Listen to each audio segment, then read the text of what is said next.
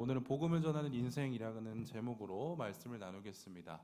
다음 주가 해피데이이기 때문에 오늘은 해피데이에 맞게 조금 다른 본문을 가지고 왔어요. 사도행전 본문을 가지고 왔습니다. 다음 주가 해피데이라는 소리는 여러분들께서는 이번 주 안에는 작정하신 분들을 만나셔야 된다는 소리입니다. 그래서 여러분들께서 작정하신 그 사람들을 만나서 야, 우리 교회 가자라고 이야기를 하셔야 된다라고 하는 거예요. 만약에 우리가 작정한 친구들을 만난다면 여러분들은 어떤 이야기들을 하세요? 여러분들이 만약에 이번 주에 친구들을 만날 예정인데 무슨 말을 해야 할지라고 하는 것에 있어서 준비가 되셨나 한번 궁금해요. 교회를 데리고 온다라고 하는 건 절대 쉽지가 않습니다. 그런데 교회를 데리고 온다라고 했었을 때 어떻게 데려와야 하는지, 무슨 말을 하면서 데려와야 하는지를 우리는 모를 때도 종종 있어요. 뭐 청소년부나 어린아이들 같으면 야 한번 교회 와라고 하면 그냥 와 이런 얘기를 참 많이 했었던 것 같은데 이제 성인이 되고 누군가를 내가 데리고 온다라고 했었을 때 그냥 와라고 하는 이 말은 어울리지가 않더라고요. 청년들도 그렇지 않습니까? 여러분도 그렇지 않습니까? 내가 거기에 왜 가야 하는지에 대해서 이유를 알아야지 가겠죠. 그쵸? 물론, 나를 믿는 것 때문에 교회에 그냥 오는 친구들도 있겠지만, 나 때문에 온다라고 하는 것은 뭐 그렇게 많은 케이스는 아닌 것 같아요. 그렇다라고 한다면, 교회를 내가 왜 가야 하는지, 너를 따라서 왜 내가 교회를 가야 하는지, 교회를 가면 무슨 유익이 있고 무슨 좋은 점이 있는지에 대해서 우리는 조금 이야기를 해줘야 한다라고 하는 거죠. 가장 중요한 것은 가장 중요한 말을 전해야 되는데 그것은 무엇이냐면 복음을 우리가 전해야 된다라고 하는 거예요. 복음이라고 하는 것은 즉 예수 그리스도의 이야기다라는 것을 여러분들은 잘 아실 겁니다. 우리는 복음을 전함으로써 믿지 않는 자들에게 교회에 나오게끔 하여서 우리 공동체 안에서 신앙생활을 하여서 믿음의 성장과 성숙을 이뤄가게 해야 되는 사람들이다라고 하는 겁니다. 그런데 밖에 있는 친구들을 예수를 알지 못하는 친구들을 교회로 데려와야 된다라는 것을 알겠는데 혹 내가 복음이 무엇인지에 대해서 정확하게 알지 못하고 그리고 그 복음에 대한 이야기, 성경에 대한 이야기를 내가 해야 되는데 잘 알지 못한다라고 했었을 땐 복음에 대해서 이야기가 너무 어렵다라고 하는 거죠. 그러면 그래서 저는 오늘 복음을 잘 알지 못하는 사람들에게 믿는 자조차도요. 복음을 잘 알지 못하는 자에게 내가 어떠한 말을 하면서 교회에 한번 가볼래? 교회에 나랑 같이 한번 가자 라고 이야기하면 좋을까를 고민하다가 이 본문을 선택하게 됐어요. 제자훈련 하신 친구들은 알겠지만 이 본문은 우리가 제일 처음 배우는 내용이에요. 제일 처음 배우는 내용.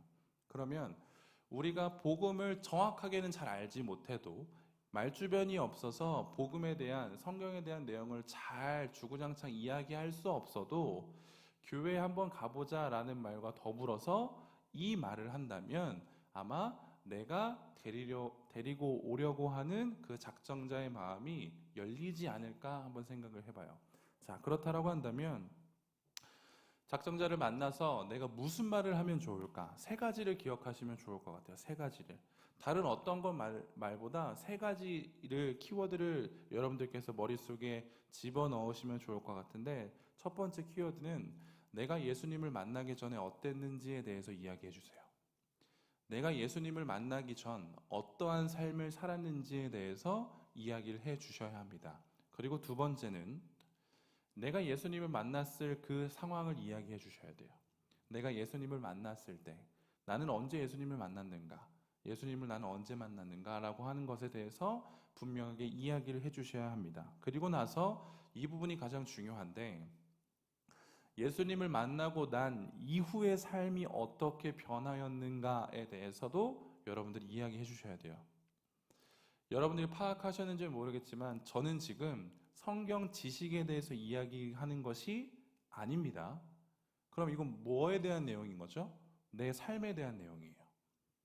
내가 복음을 잘 알지 못하고 내 머릿속으로 지식적으로 지혜적으로 잘 정의가 잡혀있지 않는다고 할지라도 우리는 복음을 전할 수 있습니다. 어떻게요? 나의 삶을 전함으로써 우리는 복음을 전할 수 있습니다. 오늘 본문은 바울이 변론하는 모습을 담고 있어요. 바울의 신앙생활을 담고 있다라고 하는 거죠. 바울은 복음을 전하다가 지금 어려운 위기에 처해 있는데 감옥에 갇혔고 지금 예루살렘으로 이송이 되었고 거기에서 지금 사람들 앞에 장로들 앞에서 자기 자신을 변론하는 상황에 놓여져 있다라고 하는 거예요. 생명의 위협을 느끼고 있지만 그럼에도 불구하고 나의 자신의 스스로의 변론의 기회를 얻어서 지금 계속 이야기를 진행해 가고 있다라고 하는 겁니다. 그래서 우리가 읽지는 않았지만 1절에 나는 내가 너희 앞에서 변론한다, 변명한다 라고 이야기를 하죠. 이 변론, 변명이라고 하는 단어는 스스로 입증하는 거예요. 스스로 입증하다. 나의 깨끗함을 입증하고 나의 깨끗함을 변호한다 라고 하는 거죠. 바울은 복음을 전하다가 지금 어려움에 처해 있었습니다. 그리고 바울은 지금 스스로를 변론하고 있어요. 그럼 사람들의 생각에, 그 당시 사람들의 생각에 예수를 전하는 것은 잘못이에요? 잘못이 아니에요? 잘못이라고 생각을 했겠죠. 그 당시에 예수를 전하는 것이 잘못이라고 생각했기 때문에 예수를 전하는 바울을 붙잡아서 감옥에 가두고 생명의 위협을 하고 있다라고 하는 뜻입니다. 이 와중에 바울이 변론을 한다고요. 그럼 무슨 변론을 할까요? 예수 전하는 것이 잘못되지 않았다 라는 것을 변론하겠죠. 나는 예수를 믿고 예수를 전하는데 너희가 생각하는 것처럼 예수 전하는 것이 잘못된 게 아니야 라는 것을 변론하고 있다라고요. 그러면서 그 변론을 하면서 가장 먼저 언급한 게 무엇이냐면 내가 예수를 만나기 전에 어떠한 사람이었는지에 대해서 먼저 이야기를 해줘요. 그래서 3절부터 보시면 화면을 보시죠. 내가 유대인으로 길리기아 다소에서 났고 이 성에서 자라 가말리엘의 문화에서 우리 조상들의 율법에 엄한 교훈을 받았고 오늘 너희 모든 사람처럼 하나님께 대하여 열심히 있는 자라. 내가 이 돌을 박해하여 사람을 죽이기까지 하고 남녀를 결박하여 옥에 넘겼노니 이에 대제사장과 모든 장로들이 내 증인이라. 또 내가 그들에게 다메섹 형제들에게 가는 공문을 받아가지고 거기 있는 자들도 결박하여 예루살렘으로 끌어다가 형벌받게 하려고 가더니 라고 이야기를 합니다. 3절 한 번만 다시 띄워주실래요? 나는 먼저 유대인이라고 밝히죠. 그러니까 너랑 나랑 똑같은 사람이다라고 하는 거예요. 똑같은 사람이야. 그리고 난 길리기아 다소에서 났고 이 성에서 자랐고 가말리엘, 우리가 금요기도회 때 가말리엘이라고 하는 사람에서 배웠죠. 굉장히 사람들에게 칭송을 받는, 그리고 인격적으로도 참 너무나도 완벽한 이 가말리엘, 그리고 그의 문화생이었다라고 하는 것은 소위 말하면 초엘리트예요. 초엘리트, 율법에 엄청나게 능통한 자죠. 그래서 가말리엘의 문화에서 우리 조상들의 율법에 엄한 교훈을 받았대요. 그러니까 율법 공부를 엄청나게 했다라고 하는 뜻이죠. 그리고 오늘 너희 모든 사람처럼, 너희 유대인들처럼 내가 하나님께 대하여 열심히 있었다라고 이야기를 하죠. 하나님께 대하여 열심히 있었다. 그래서 나는 어떠한 자였냐면 4절로 넘기면 내가 이 도가 뭐죠 지금? 이 도는 내가 믿고 있는 예수 그리스도예요. 예수에 대한 도예요. 그래서 나는 이 예수를 박해하던 사람이었어. 심지어 뭘 했다고요? 사람을 죽이기까지 했대요. 바울은 하나님께 대한 열심이 있었어요. 유대인들은 하나님을 믿는 백성이었죠. 여전히 메시아를 기다리는 사람들이었어요. 바울도 마찬가지였죠. 그런데 그렇게 하나님에 대한 열심으로 매일매일 살아가던 바울에게 한 가지 엄청난 사건이 벌어지게 되는데 그 사건이 무엇이냐면 사도행전 7장, 8장을 보면 스데반이라고 하는 사람이 죽게 돼요. 그런데 그 자리에 사울이라고 하는 사람이 지금 얘기하는 바울입니다. 사울이라고 하는 사람이 있었는데 8장 1절은 이렇게 기록을 해요. 사울은 바울이죠. 그가 죽임 당함을 마땅히 여겼대요. 예수를 알기 전 사울은 예수를 믿으면서 죽는 것을 당연하게 여겼대요. 순교의 영역이 아니에요.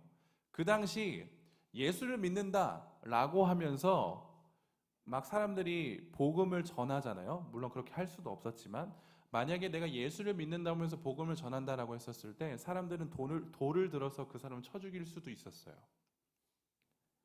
스데반이라고 하는 사람은 7장에 보면 엄청난 설교를 하거든요. 사람들 앞에서 복음에 대한 설교를 하거든요. 근데 그것을 듣다가 그 주위에 있는 유대인들이 돌을 들어서 스데반을 돌로 쳐 죽여요. 근데 이 모습을 사울이 봐요. 사울이 보고 어떠한 마음을 품냐면 그래 죽어야 마땅하지 라는 생각을 한다고요. 사람이 돌에 맞아 죽는 것을 당연하게 여겼다라고 생각을 해보세요. 우리들의 지금 상황으로는 지금 우리들의 이성과 감정과 모든 것들로는 그게 가능하지 않잖아요. 죽어 마땅하다라고 여길 정도라고 한다면 정말로 극악무도한 살인을 저질렀거나 사회에 악을 끼치는 자들을 바라봤었을 때 차라리 죽는 게 낫겠다 라고도 우리는 이야기할 수 있는데 근데 그것조차 우리들의 양심 때문에 그래도 마땅하진 않지 그건 당연한 건 아니야 라고도 이렇게 브레이크를 밟을 수 있는데 사울은 스데반이 돌로 쳐 죽어가는 걸 보면서도 그걸 당연히 여겼다고요. 안타까움이 없었어요. 이게 왜 가능하죠? 뭐 때문에 가능하죠? 바울은 이야기해요. 내가 너희와 같이 하나님에 대한 열심이 있었기 때문이야. 하나님에 대한 열심이 있었기 때문에 자칭 하나님의 아들이라고 일컫는 예수를 유대인들은 죽여버렸죠. 유대인들은 하나님을 믿는 백성입니다. 계속적으로 하나님께서 말씀하신 구약 성경에 말씀하신 그 메시아를 기다리는 자들이었어요. 그런데 어느 날 30살 정도 되어버리는 유대 청년이 갑자기 나와서 난 예수고 난 하나님의 아들이야 라고 이야기를 하기 시작합니다. 그러면서 그가 많은 기적들을 베풀기 시작해요. 그리고 사람들은 그 예수 앞에 몰려들기 시작합니다. 그러면서 저 예수가 선지자야. 저 예수는 너무 비범해. 저 예수는 메시아가 아닐까? 라고 하는 사람들의 웅성웅성하는 소리가 유대인들 종교 지도자들에게 들리기 시작해요. 그럼 유대 종교 지도자들은 이 진위를 파악해야겠죠. 그래서 예수에게 갑니다. 예수를 잘 지켜봐요. 근데 비범한 건 맞아요. 비범한 건 맞는데 능력이 있는 건 맞는데 왜 우리랑 안 어울리는 거지? 라고 하는 생각을 하게 되는 거죠. 그들이 기대했던 메시아라고 한다면 반드시 하나님의 율법, 하나님의 말씀을 들고 오시는 분이시고 너무나도 지금 우리들이 처해 있는 상황을 단번에 역전시켜 주실 만한 엄청난 능력의 왕을 기다리고 있는데 예수님께서는 어떤 행보를 보이셨죠? 기득권을 갖고 있는 종교 지도자들과 어울리는 것이 아니라 누구와 어울렸죠? 창녀들과 세리들과 연약한 자들과 어울리셨다고요. 그래서 그들에게 말씀을 전해주시며 그들과 함께 하셨다고요. 이런 모습은 유대인들의 생각에 하나님의 말씀에 능통한 유대인들의 생각에는 옳지 않았어요. 이 말은 무엇이냐면 그들은 성경을 연구하고 성경에 대한 열심이 있었지만 하나님의 뜻을 정확하게는 알지 못했다라고 하는 거죠. 하나님께서는 우리를 구원하시기 위하여 이 땅에 오셨습니다. 그런데 그가 어떻게 우리를 구원하셨느냐?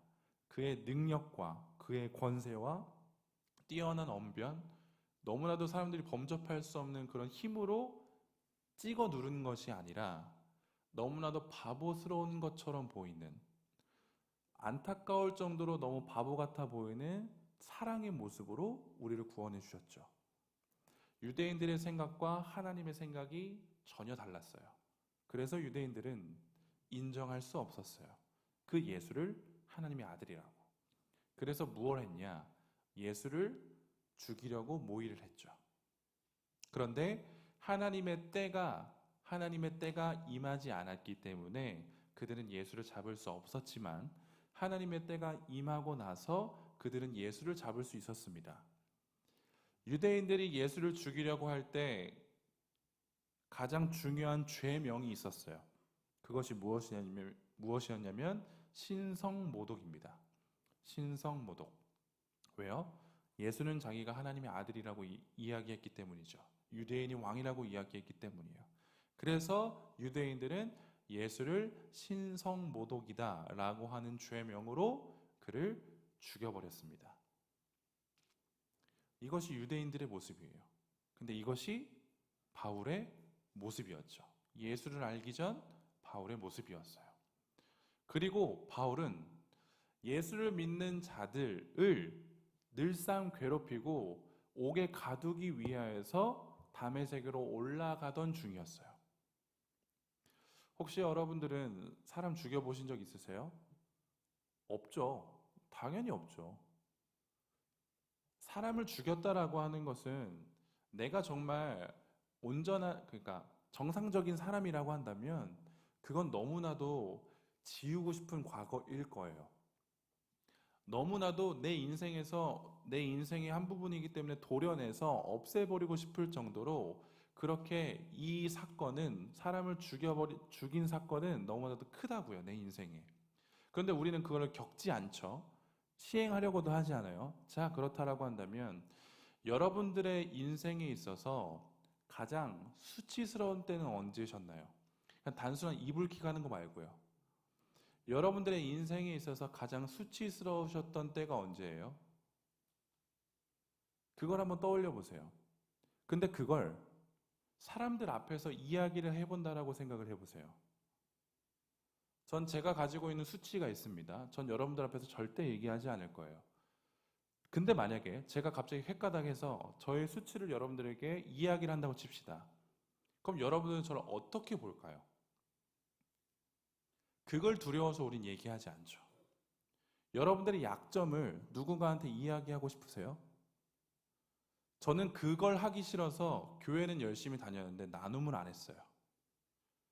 제 20대 때를 보면 저는 누구에게도 제 속마음을 잘 이야기하지 않았어요. 그래서 저를 정말로 가까이 아는 친구들은 늘상 얘기했어요. 좀 네 얘기 좀 해. 너 속 얘기 좀 해. 라고 이야기했는데 전 안 했어요. 왜냐면 약점 잡힐까 봐 두려웠어요. 그리고 측은해하는 그 눈빛이 너무 싫었어요. 저의 아픔을, 저의 약점을 누군가한테 얘기하잖아요. 그러면 그 사람이 이렇게 막 너무 슬프게 볼 것 같은, 나를 동정할 것 같은 게 너무 싫은 거예요. 그래서 요즘 괜찮아? 네, 괜찮아요. 좋아요. 기도 제목이 있어? 하나님 가까이 하게 해주세요. 그래? 이번 주는 잘 살았어? 네, 저 행복하게 잘 살았는데요. 항상. 뭐 불평도 없고 불만도 없고 삶에 어려움도 없는 것처럼 보여지게 저는 만들었어요. 왜? 나의 약함, 나의 치부, 나의 수치를 이야기하고 싶지 않았거든요. 주저리 언제 얘기해요? 그런데 바울은 오늘 자신을 변론하면서, 아니 예수 그리스도를 변론하면서 뭘 가장 이야기하냐면 자신의 수치를 가장 먼저 얘기해요. 내가 예수를 만나기 전 난 사람을 죽였어. 예수를 알지 못해서 다른 열심을 가져서 사람을 죽였어. 나에게는 이것이 너무나도 지우고 싶은 과거인데 예수를 만나기 전 난 정말 이랬어. 라는 것을 분명히 이야기해요. 우리가 이번 한 주 내가 작정한 사람을 만나면서 무슨 얘기를 해야 할까? 이 얘기를 하셔야 돼요. 여러분들의 약함을 이야기하셔야 돼요. 여러분들의 수치를 이야기하실 수 있어야 돼요. 그 사람에게 약점 잡히라는 소리가 아니에요. 속된 말로 호구가 되라는 말이 아니에요. 나의 약함을, 나의 약점을 왜 얘기할까요? 그 약점, 그 약함, 그 수치를 누가 역전시키셨죠? 하나님이 역전시키셨죠. 그래서 우리는 나의 연약한 나의 아픔을 들춰내면서 하나님의 놀라우심을 보여줄 수 있어야 돼요. 그게 우리가 태신자들을 만나서 내가 작정한 사람들을 만나서 가장 먼저 이야기할 이야기들입니다. 여러분들의 약함을 솔직하게 오픈하세요. 왜요? 예수 만나기 전 나는 이랬어. 결국 우린 무슨 얘기를 할 거죠? 예수 만나고 난 이렇게 변했어를 이야기할 거기 때문에 반드시 예수님을 만나기 전 나의 삶이 어떠했는지에 대해서 이야기할 수 있어야 합니다.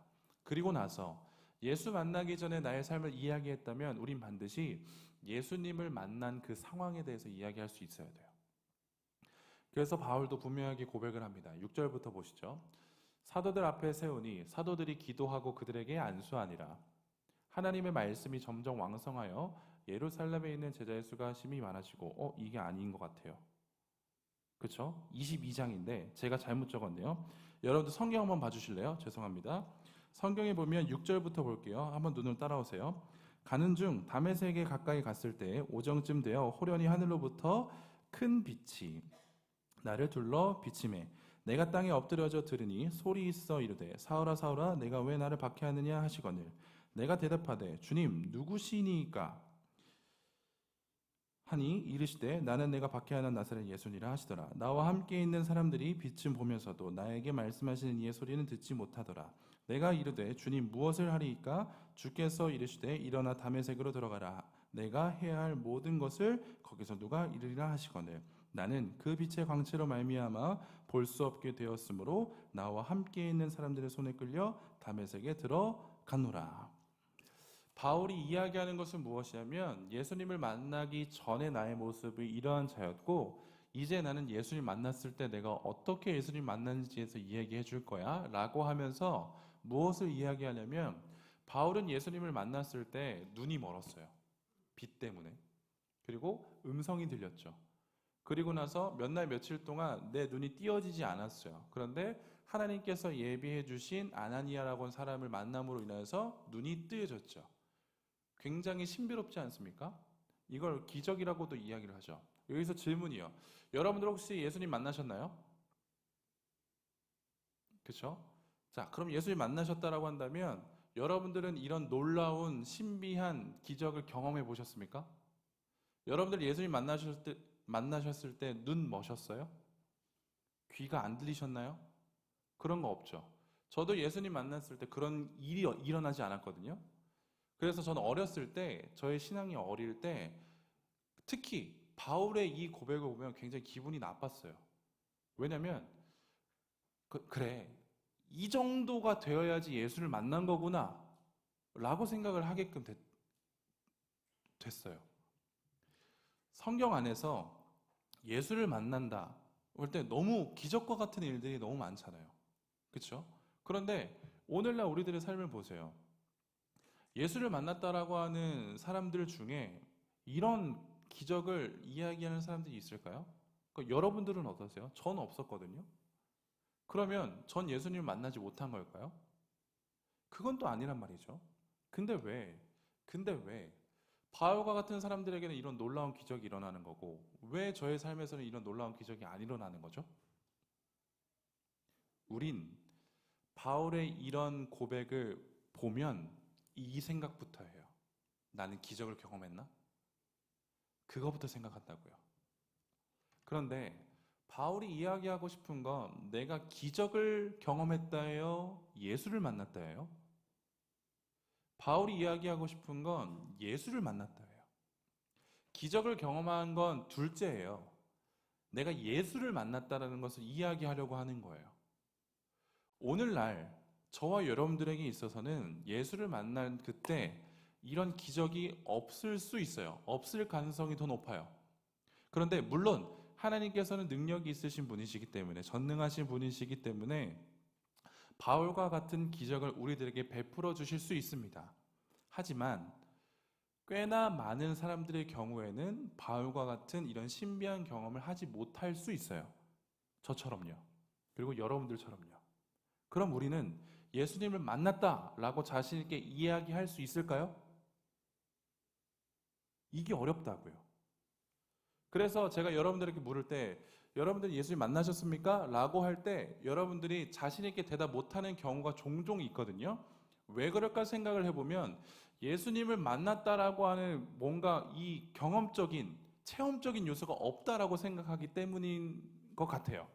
그런데 제가 오늘 자리를 빌어서 명확하게 한 번 더 말씀을 드릴게요.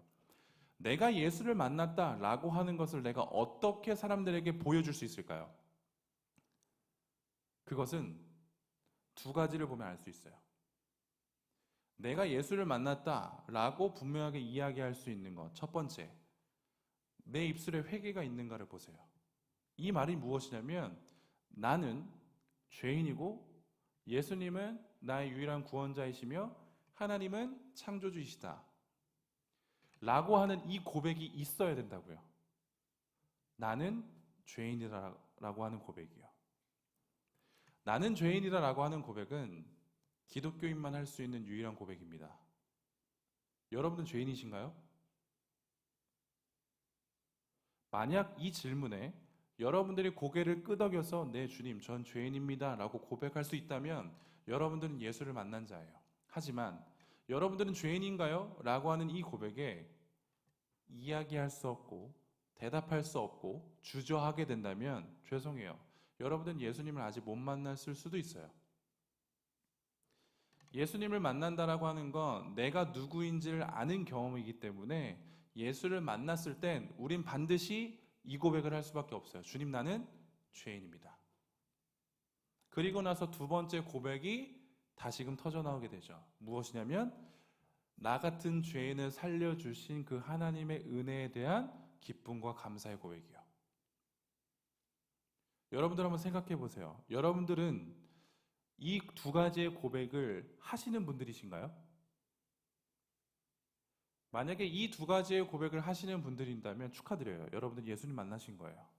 그런데 두 가지 고백을 못 하신다라고 한다면 생각해 보세요. 정말 생각해 보셔야 돼요. 근데 이건 나만 알 수 있어요. 주님을 만났을 때 주님 난 죄인입니다. 나를 떠나소서. 하지만 떠나지 마세요. 날 살려주세요. 주님 나에게 기쁨 주시고 생명 주세요. 주님 날 살리시는 분이시군요. 라고 하는 이 고백이 동시다발적으로 일어나야 해요. 그게 예수님을 만난 자의 고백입니다. 바울은 그걸 고백하는 거예요. 나 예수님 만났어. 기적, 신비 이런 것들에 눈 돌리지 말고 내가 이야기하고 싶은 건 무엇이다? 예수를 만났다는 거예요. 내가 예수를 만났어. 그래서 어떻게 됐다? 내 인생이 변했다는 거예요. 예수를 만나기 전 사람 죽이는 일은 너무나도 당연스럽게 여겼던 내가 예수를 만나고 나니 내 삶이 변했다는 거예요. 어떻게 변했는지 한번 보시죠. 12절부터 같이 볼게요.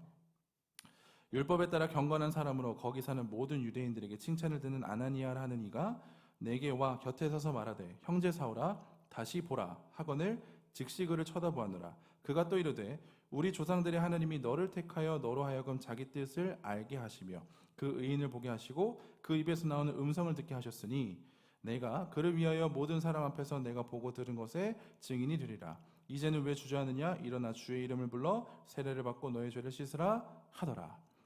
예수님을 만난 바울의 삶이 어떻게 변했다라고 이야기를 하냐면 15절에 예수를 박해하던 자에서 예수를 전하는 자로, 즉 예수의 증인으로 살아가게 되었다라고 바울은 기록을 해요.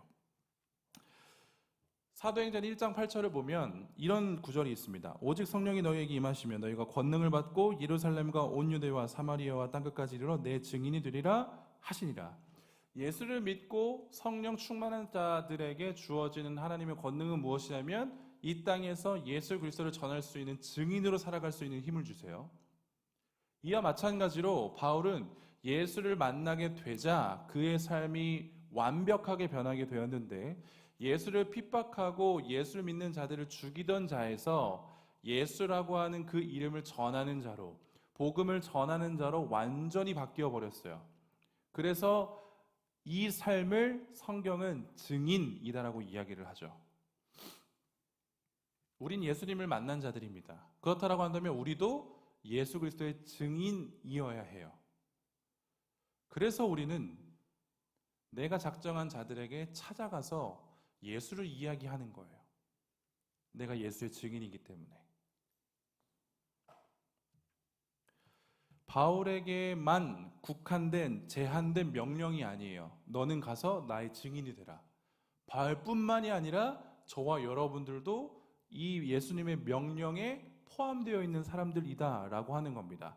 그래서 우리는 복음을 전하는 자로 살아가야 돼요. 그래서 지금 우리가 고백할 수 있어야 되는 것은 무엇이냐면 나는 지금 예수의 증인이다 라고 고백할 수 있어야 된다라고 하는 거죠. 예수를 믿기 전 우리는 예수를 부정하고 부인하는 자들이었어요. 그게 확실해요. 명확해요.